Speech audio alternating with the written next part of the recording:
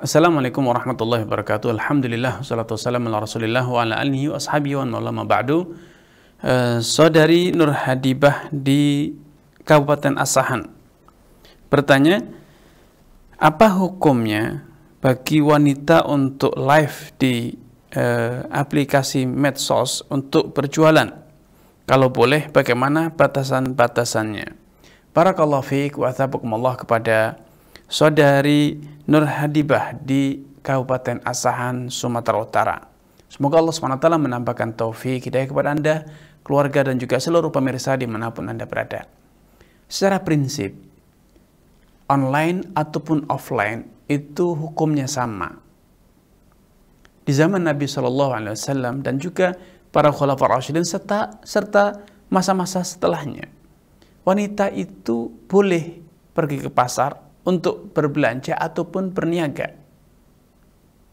Dan tentu namanya pasar, akan ada customer yang sama jenis ataupun customer yang lawan jenis.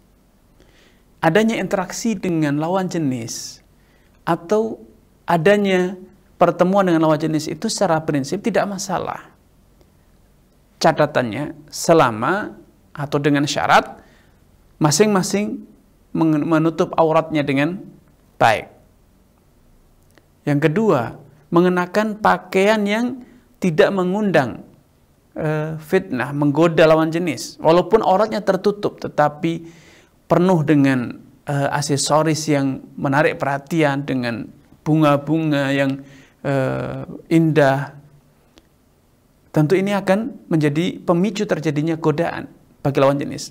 Yang ketiga, wanita muslimah ketika rumah, apalagi berinteraksi dengan lawan jenis di pasar atau yang lainnya, tidak dibenarkan untuk mengenakan wangian.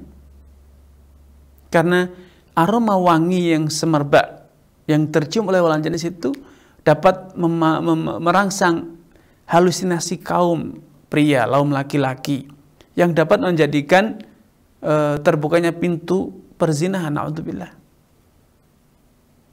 Kemudian di antara persyaratannya, sebisa mungkin wanita walaupun sedang berinteraksi dengan lawan jenis untuk berniaga, menawarkan, menjelaskan kriteria produk dan lain sebagainya, sebisa mungkin wanita tersebut untuk bertutur kata yang wajar, tidak perlu dibikin merdu, dan juga berbicara seperlunya.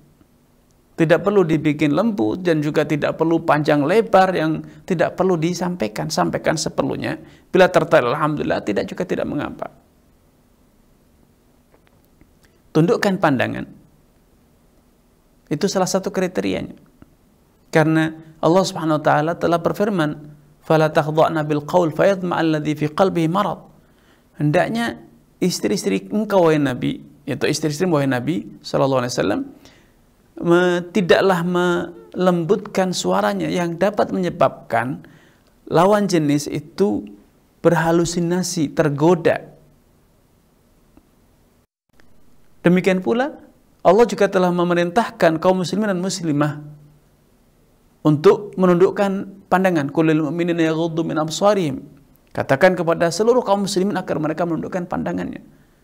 Wa qulil mu'minati yaghuddna min absarihin. Dan juga katakan pada kaum mukminah agar mereka juga menundukkan pandangan. Dan di antara kriteria wanita untuk berniaga,